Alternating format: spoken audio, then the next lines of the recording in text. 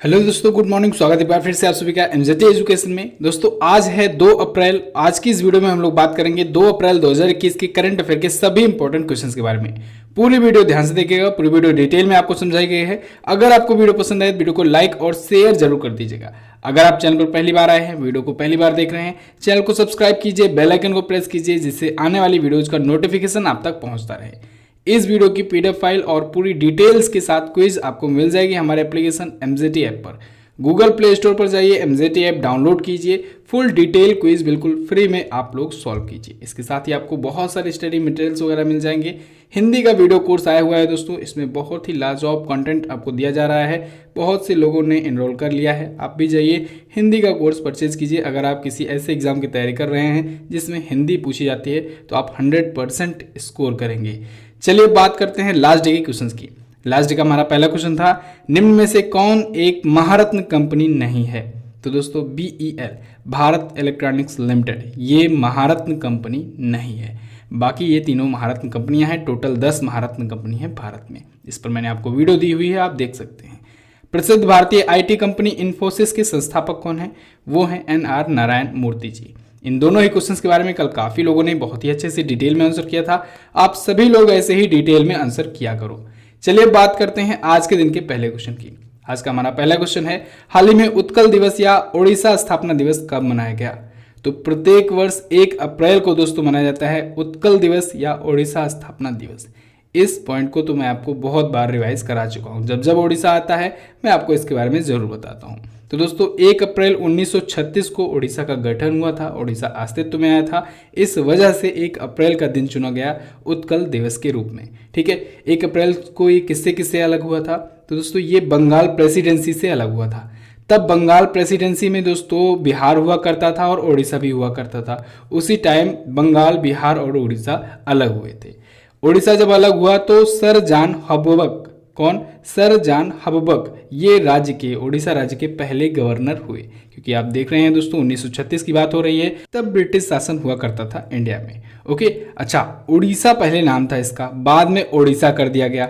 उड़ीसा कब नाम था? उड़ीसा दोस्तों 2011 के पहले नाम था। 2011 में एक विधेयक लाया गया लोकसभा में, 113वां संविधान संशोधन हुआ और उसके बाद से ओडिशा कर दिया गया। क्लियर? बिल्कुल। तो याद रखिएगा, अगर उड़ीसा कहा जाए तो समझिए पुराना नाम आप ले रहे हैं, उड़ीसा कह रहे हैं तो मतलब आप नया नाम ले रहे हैं। उड़ीसा दोस्तों कई वजहों से फेमस है।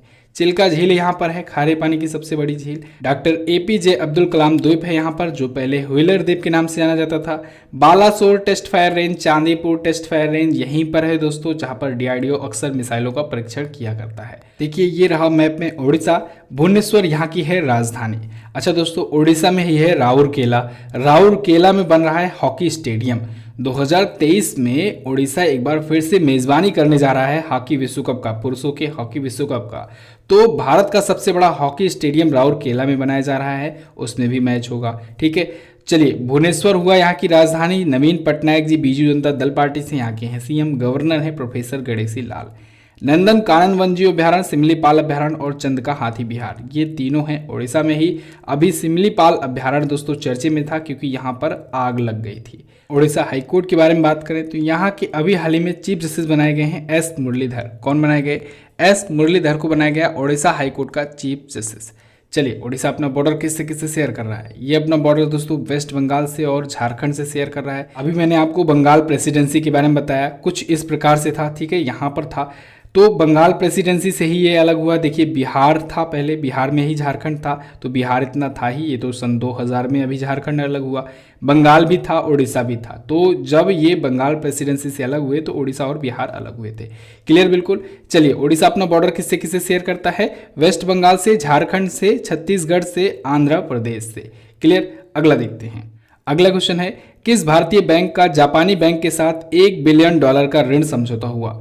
तो अभी हाल ही में state bank of India, Bharat की सबसे बड़ी सार्वजनिक क्षेत्र की बैंक का जापानी बैंक के साथ हुआ है $1 बिलियन का करार या कहें समझौता। कौन सी बैंक है? JBIC है, यानी Japan bank for international cooperation. इस बैंक के साथ $1 बिलियन का, $1 बिलियन का ऋण समझौता हुआ है। किस लिए? इंडिया में दोस्तों जो जापान की ऑटोमोबाइल कंपनियां आती हैं, मैन्युफैक्चरर्स आते हैं, सप्लायर और डीलर्स आते हैं, उन सभी को रीफाइनेंस करने के लिए इंडिया में जैसे रीफाइनेंस किया जा सके, इंडिया की ये बैंक जो है इन जापानी कंपनियों को फाइनेंस वगैरह दे सके अगर उनको ज़रूरत वगैरह हो तो। ओके, ऐसा पहली बार समझौता नहीं हुआ है, इससे पहले भी एसबीआई के साथ ये ऋण समझौता हो चुका है। $1 बिलियन का वो भी हुआ था। तो अब टोटल ऋण समझौता हो गया $2 बिलियन का। ठीक है, $2 बिलियन का ऋण समझौता हो गया इस बैंक के साथ। एसबीआई आया है, इसके बारे में बात करें तो भारत की सबसे बड़ी ये सरकारी बैंक है, स्टेट बैंक ऑफ इंडिया। 1 जुलाई 1955 को इसकी स्थापना हुई। स्थापना क्या कहें, एक प्रकार से नाम चेंज किया गया था। 1921 में स्थापित हुआ था इंपीरियल बैंक और उसी का 1955 में नाम चेंज करके कर दिया गया state bank of India. Mumbai में इसका हेडक्वार्टर है। अध्यक्ष है दिनेश खारा जी। अगला देखते हैं। अगला है वित्तीय वर्ष 2022 के लिए विश्व बैंक ने भारत की जीडीपी ग्रोथ रेट का अनुमान कितना बताया।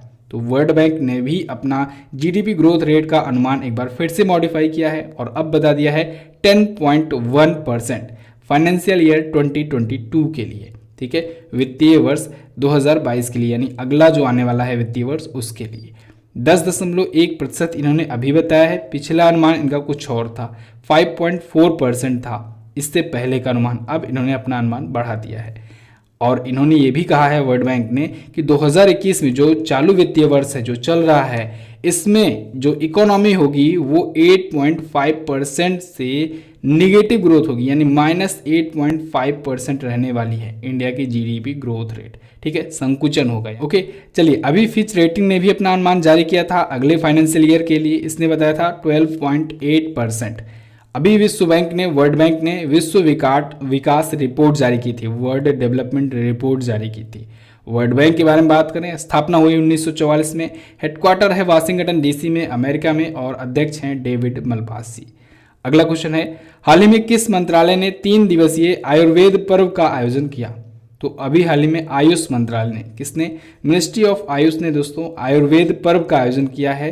3 दिवसीय ये पर्व था। कहाँ पर आयोजित किया गया, भुवनेश्वर में, उड़ीसा में ये आयोजित किया गया। कब से कब तक, 26 मार्च से 28 मार्च 2021 के बीच में।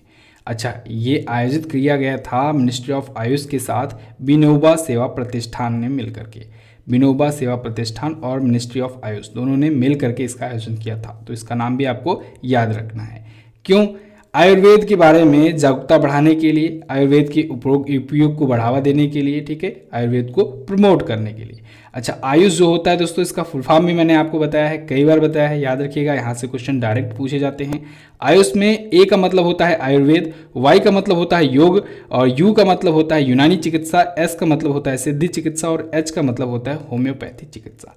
इन सभी टाइप की चिकित्साओं को मिल करके एक मिनिस्ट्री बनाई गई है, एक मंत्रालय बनाया गया है जो है आयुष मंत्रालय। क्लियर है, जिसके राज्य मंत्री स्वतंत्र प्रभार हैं श्रीपद यसो नाइक जी। याद रखना है, डायरेक्ट यहाँ से क्वेश्चन पूछे गए हैं एग्जाम में। अगला, 51वां दादा साहब फाल्के पुरस्कार किसे दिया जाएगा। Very very most important question. इस बार का दोस्तों अभी हाल ही में घोषणा हुआ है कि रजनीकांत को, सुपरस्टार रजनीकांत को 51वां दादा साहब फाल्के पुरस्कार दिया जाएगा। किस वर्ष के लिए, 2019 के लिए। ध्यान रखिएगा, 2019 के लिए 51वां दादा साहब फाल्के पुरस्कार है, ये दिया जाएगा रजनीकांत को। किसके द्वारा दिया जाता है, तो ये भारत सरकार के द्वारा दिया जाता है। भारत सरकार के सूचना और प्रसारण मंत्रालय के फिल्म समारोह निदेशालय द्वारा ये दिया जाता है। जो नेशनल फिल्म अवार्ड दिए जाते हैं ना, उन्हीं के साथ ये भी दिया जाता है। ठीक है, दादा साहब फाल्के पुरस्कार। लेकिन कोई ज़रूरी नहीं है कि ये प्रत्येक वर्ष दिया जाए। अभी पिछली बार की अगर बात करें तो 2018 के लिए अमिताभ बच्चन जी को दिया गया था 50वां दादा साहब फाल्के पुरस्कार। ये दिया गया है 2019 के लिए रजनीकांत जी को। अगर दादा साहब फाल्के पुरस्कार के पहले विजेता की बात करें तो देविका रानी जी थी, जो कि एक्ट्रेस हैं। पहला दादा साहब फाल्के पुरस्कार इन्हीं को मिला था। ठीक है, दादा साहब फाल्के पुरस्कार सिनेमा के क्षेत्र में भारत का सबसे बड़ा अवार्ड होता है। जैसे कि विश्व में अगर पूछा जाए कि सिनेमा के जगत में सबसे बड़ा अवार्ड क्या होता है, तो वो होता है ऑस्कर अवार्ड, एकेडमी अवार्ड जिसे कहते हैं। और भारत में पूछा जाए तो आप दादा साहब फाल्के पुरस्कार बताएंगे। तो देखिए, इसमें दिया क्या जाता है, 10 लाख रुपए कैश दिए जाते हैं, यानी 1 मिलियन रुपीज़ दिए जाते हैं, और एक स्वर्ण कमल दिया जाता है। रजनीकांत जी के बारे में बात करें तो इन्होंने अपूर्व रामंगलम नाम से नाम की एक मूवी थी, तमिल फिल्म थी, उससे इन्होंने डेब्यू किया था। इनको 2016 में पद्म विभूषण भी मिल चुका है और उससे पहले पद्म भूषण भी मिल चुका है सन 2000 में। निकनेम है थलाइवा। अब आप लोग इसका स्क्रीनशॉट ले लीजिए और दोबारा से रीड कर लीजिएगा शाम तक एक बार फिर से। अगला देखते हैं। अगला क्वेश्चन है, हाल ही में भारत ने किस देश के साथ वज्र प्रहार नामक सैन्याभ्यास आयोजित किया? तो अभी हाल ही में दोस्तों इंडिया और अमेरिका के बीच में वज्र प्रहार नाम का एक सैन्य अभ्यास आयोजित हुआ है। कहां पर यह आयोजित हुआ? यह आयोजित हुआ बकलोह, हिमाचल प्रदेश में। हिमाचल प्रदेश के बकलोह में। इस बार का ये 11वां संस्करण था इंडिया और अमेरिका के बीच में वज्र प्रहार का। इंडिया और अमेरिका के बीच में वज्र प्रहार होता है, युद्ध अभ्यास भी होता है, ठीक है। युद्ध अभ्यास नाम का भी सैन्य अभ्यास होता है। अभी हाल ही में राजस्थान में ही तो आयोजित हुआ था युद्ध अभ्यास नाम का सैन्य अभ्यास। ये सैन्य अभ्यास का नाम ही है युद्ध अभ्यास, ठीक है। चलिए अगला देखते हैं। अगला है, आरबीआई के किस पूर्व गवर्नर को ब्रिटानिया इंडस्ट्रीज का अतिरिक्त निदेशक नियुक्त किया गया? तो अभी हाल ही में उर्जित पटेल जी को दोस्तों ब्रिटानिया इंडस्ट्रीज का अतिरिक्त निदेशक एडिशनल डायरेक्टर नियुक्त किया गया है। ये आरबीआई के पूर्व गवर्नर रह चुके हैं। अभी जो वर्तमान में गवर्नर हैं शक्तिकांत दास जी, वो 25वें हैं। इनसे पहले 24वें गवर्नर यही थे, उर्जित आर पटेल। ये 2016 से 2018 तक आरबीआई के रिजर्व बैंक ऑफ इंडिया के गवर्नर थे और इन्हीं के टाइम पर नोटबंदी हुई थी। Very very most important question, बहुत बार एग्जाम में और कई एग्जाम में ये क्वेश्चन पूछा गया है कि निम्न में से कौन गवर्नर था जब भारत में नोटबंदी हुई, या भारत में नोटबंदी के टाइम पर कौन रिजर्व बैंक ऑफ इंडिया का गवर्नर था। डायरेक्टली ये क्वेश्चन पूछा गया है, तो आप लोग इसको याद रखिएगा। उर्जित आर पटेल थे, 24वें गवर्नर थे। अच्छा, नोटबंदी कब हुई थी जरा आप कमेंट करके बताइए, भारत में नोटबंदी किस तारीख को हुई थी। चलिए अगला, ब्रिटानिया इंडस्ट्रीज के बारे में बात करें। इसकी स्थापना 1892 में हुई। हेडक्वार्टर है कोलकाता में, चेयरमैन है नुस्ली वाडिया। क्लियर है। अगला देखते हैं, हाल ही में किस राज्य सरकार ने बसों में महिलाओं के लिए मुफ्त यात्रा की घोषणा की है? तो अभी हाल ही में पंजाब राज्य सरकार ने दोस्तों बसों में महिलाओं के लिए फ्री में यात्रा की घोषणा की है। पंजाब राज्य में टोटल 1.31 करोड़ महिलाओं और लड़कियों को इस योजना का लाभ मिलने वाला है। तो 1 अप्रैल 2021 से लड़कियां और महिलाएं बिल्कुल फ्री में यात्रा कर सकती हैं बसों से, पंजाब की अगर वो हैं तो। अब चूंकि अगला चुनाव पंजाब में आने वाला है तो अब पंजाब से आएंगे मीठे मीठे वादे। तो आप लोग पंजाब से रिलेटेड एक पेज बना लीजिए, एक रफ कॉपी में अपने नोट्स में एक पंजाब से रिलेटेड पेज बना लीजिए। इसमें बहुत सारे आने वाले दिनों में क्वेश्चंस आने वाले हैं। कुछ क्वेश्चंस का हम लोग रिवीजन करते हैं। महिलाओं को 33% का आरक्षण भी अभी हाल ही में दिया पंजाब राज्य सरकार ने, तो ये भी आपको ध्यान रखना है। 33% सरकारी नौकरियों में महिलाओं के लिए आरक्षण देने वाला राज्य पंजाब अभी हाल ही में बना था। इसके साथ ही दोस्तों पंजाब ने अभी हाल ही में जो तीनों भारत सरकार ने कानून लाए हुए हैं कृषि कानून, उसको खारिज किया था और ऐसा करने वाला ये पहला राज्य बना था। ठीक है, तीनों कृषि कानूनों को खारिज करने वाला पहला राज्य पंजाब बना। दूसरा राज्य केरल बना था। केरल में भी चुनाव आने वाले हैं। इसके साथ ही दोस्तों पंजाब ने अभी कोवा पंजाब नाम का ऐप लॉन्च किया था। ये भी याद रखिएगा, कोवा पंजाब नाम का ऐप कोविड-19 रिलेटेड ऐप पहला ऐप था। ठीक है, जब कोविड-19 पहली बार फैला था इंडिया में तब। इसके साथ ही पंजाब राज्य चर्चे में आया था तब जब पंजाब राज्य की ही एक बहुत ही फेमस नेता थी हरसिमरत कौर बादल जी, जो कि कैबिनेट मंत्री थी, उन्होंने इस्तीफा दे दिया था। वही जब कृषि कानून लाया गया था उसी टाइम पर उन्होंने इस्तीफा दे दिया था कैबिनेट मंत्री के पद से। कौन से मंत्रालय का पद संभाल रही थी वो? तो खाद्य प्रसंस्करण मंत्रालय की वो मंत्री थी। हरसिमरत कौर बादल जी अकाली दल की थी, वो भी पंजाब से हैं और हालांकि पंजाब सरकार के विरुद्ध में हैं अभी। ठीक है, पंजाब देखिए मैप में है कहाँ पर, ये रहा पंजाब मैप में। चंडीगढ़ यहाँ की राजधानी है। सीएम है कांग्रेस पार्टी से कैप्टन अमरिंदर सिंह जी। बीपी सिंह बदनौर जी हैं यहाँ के करंट टाइम पर गवर्नर। पंजाब अपना बॉर्डर किससे किससे शेयर कर रहा है? ये अपना बॉर्डर हरियाणा से, हिमाचल प्रदेश से, जम्मू कश्मीर से और राजस्थान से अपना बॉर्डर शेयर करता है पंजाब। यहाँ के करंट टाइम पर चीफ जस्टिस कौन है? पंजाब और हरियाणा हाईकोर्ट के चीफ जस्टिस हैं दोस्तों रविशंकर झा। कौन है? रविशंकर झा जी हैं। अगला देखते हैं। अगला क्वेश्चन है, पाकिस्तान ने किस देश से कपास और चीनी के आयात को मंजूरी दी? देखिए दोस्तों, ये क्वेश्चन हो चुका है एक्चुअली में अब चेंज। अभी जब ये क्वेश्चन टाइप हुआ था तब तक तो ठीक ठाक था, लेकिन पाकिस्तान अब मना कर चुका है। पाकिस्तान फिलहाल मैं ये क्वेश्चन आपको एक्सप्लेन कर दे रहा हूँ, लेकिन ध्यान रखिएगा ये क्वेश्चन अब चेंज हो चुका है। लेकिन जब क्योंकि चर्चे में आया है, करंट अफेयर का मतलब है चर्चे में आना, तो चर्चे में अगर आया है तो कुछ एक्स्ट्रा पॉइंट तो आपको मिल ही जाएगा। तो पाकिस्तान दोस्तों पहले क्या था, कपास और चीनी के लिए भारत से आयात को मंजूरी दे दिया था अभी कुछ दिन पहले, लेकिन फिर अभी वहाँ पर प्रेशर पड़ना शुरू हुआ। आप सबको पता है पाकिस्तान की जो सरकार है वो समझ लीजिए 30% ही सरकार अपने दम पर चलती है, बाकी तो उस पर सेना का और भी बहुत सारे लोगों का हाथ रहता है चलाने में। तो वहाँ पर दबाव बढ़ा कि आर्टिकल 370 पर या फिर जम्मू कश्मीर का मुद्दा सॉल्व नहीं हुआ और आप फिर से भारत से व्यापार करने के लिए राजी हो गए। तो यहाँ पर पाकिस्तान दबाव में आकर के फिर से ये डील जो है ये कैंसिल कर दिया, और नहीं तो कपास और चीनी के आयात को मंजूरी मिल चुकी थी, पाकिस्तान आयात करने जा रहा था। भारत की अगर बात करें तो भारत कपास यानी कॉटन के उत्पादन में, प्रोडक्शन में नंबर 1 पर है दुनिया में, और चीनी के उत्पादन में अगर बात की जाए तो चीनी के उत्पादन में भारत है दूसरे स्थान पर। ये दोनों ही इंपॉर्टेंट पॉइंट है, इनको याद रखना है आपको। तो पाकिस्तान भारत से एक बार फिर से कपास, धागे और चीनी खरीदने की यानी इंपोर्ट करने की घोषणा कर चुका था, लेकिन फिर से अब ये मना कर दिया है। ठीक है, तो अभी ऑफिशियल बयान आया है कि अब मना हो चुका है, मना कर दिया गया है, ये डील कैंसिल हो गई है।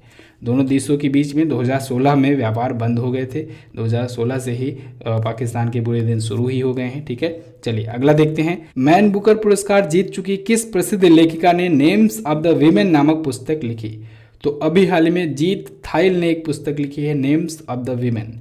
इस पुस्तक को लिखा है जीत थाइल ने। जीत थाइल बहुत ही फेमस राइटर हैं। इनको दोस्तों मैन बुकर पुरस्कार भी मिल चुका है, 2012 में मिला था इनकी पुस्तक नार्कोपोलिस के लिए। किसके लिए? नार्कोपोलिस के लिए इनको मैन बुकर पुरस्कार मिला था 2012 में। और अभी हाल फिलहाल में इनकी पुस्तक लो के लिए सन 2020 में जो आई थी, लो पुस्तक नाम की थी, और इन्हें उस पुस्तक के लिए एशिया साहित्य DSC पुरस्कार से भी सम्मानित किया जा चुका है।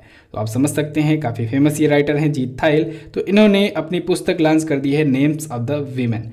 क्लियर, पुस्तकें और लेखकों पर अभी रिसेंटली मैंने आपको वीडियो दी हुई है, आप उसे देख सकते हैं। अगला क्वेश्चन है, बहरीन ग्रैंड प्रिक्स 2021 का खिताब किसने जीता? तो इसको भी जीत लिया है लुइस हैमिल्टन ने।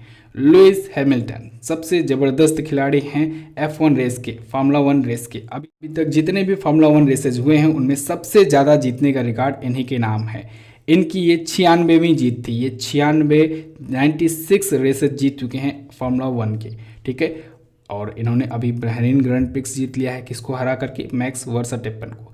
मैक्स वर्स्टैपेन रेडबुल के खिलाड़ी हैं, जबकि लुइस हैमिल्टन जो है ये मर्सिडीज के खिलाड़ी हैं और रहने वाले हैं ब्रिटेन के। क्लियर, चलिए इन्होंने किसका रिकॉर्ड तोड़ करके ये हासिल किया था कीर्तिमान? तो इन्होंने दोस्तों रिकॉर्ड तोड़ा था माइकल शूमाकर का। माइकल शूमाकर के नाम 92 के आसपास रेसेस जीतने का रिकॉर्ड था और इन्होंने वो तोड़ दिया था काफ़ी पहले ही। क्लियर, तो बस दोस्तों ये तो थी हमारे आज के दिन की करंट अफेयर के क्वेश्चंस की वीडियो। आई होप आपको वीडियो पसंद आई होगी और आप लोग काफ़ी कुछ सीखे होंगे।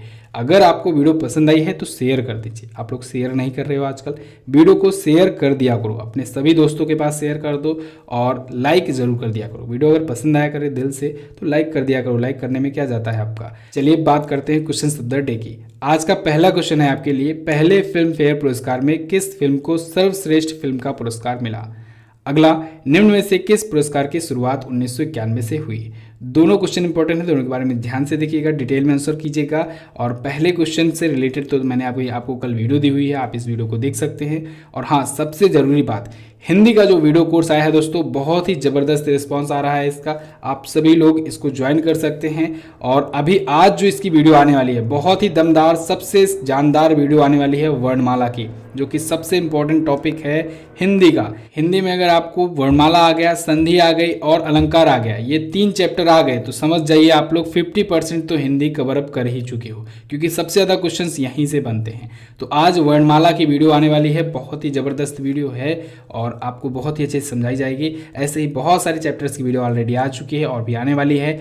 तो आप लोग हिंदी का वीडियो कोर्स अभी ले सकते हैं। आने वाले 1-2 महीनों में आप लोग हिंदी के मास्टर बन सकते हैं, 100% स्कोर करेंगे हिंदी में। तो आप लोग इस कोर्स को परचेज कर सकते हैं MZT ऐप पर जा करके, गूगल प्ले स्टोर पर जाइए, MZT ऐप डाउनलोड कीजिए या फिर लिंक डिस्क्रिप्शन में दिया गया है, टाइटल को टच कीजिए। कोई भी प्रॉब्लम आती है तो व्हाट्सएप का नंबर भी दिया गया है, आप लोग संपर्क कर सकते हैं, आपकी प्रॉब्लम बिल्कुल सॉल्व की जाएगी।